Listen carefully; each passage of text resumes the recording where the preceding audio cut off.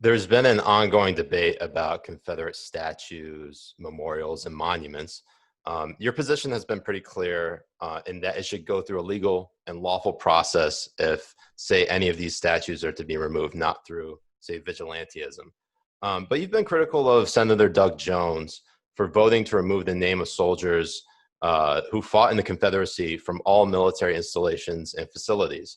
Um, what do you think we should do about Confederate tributes and Well, statues? yeah. Doug Jones walked into the Senate Armed Services Committee arm in arm with Elizabeth Warren and Kamala Harris and had an amendment without much discussion, not individual discussion, to eliminate every Confederate name everywhere in the Defense Department, which Senator Tom Cotton said would have removed them from cemeteries, would have removed paintings within the Defense Department.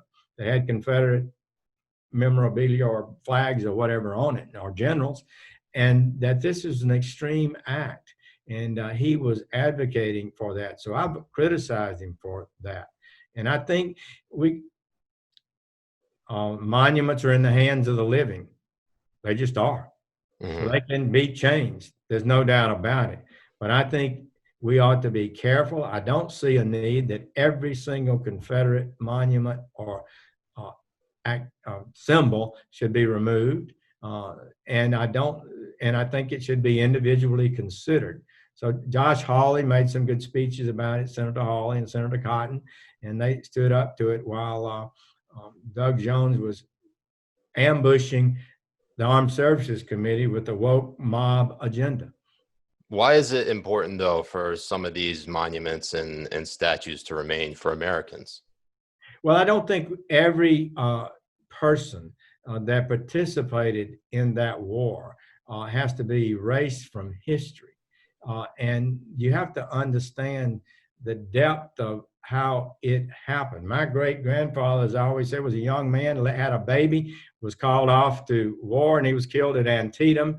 I'm not sure what motivated him to answer the call of his state. I do think that slavery was a big part of that war. There's no doubt about it. And it was not a good thing to defend and advocate for. But people served honorably on both sides. And I think we need to be careful to not just rewrite history.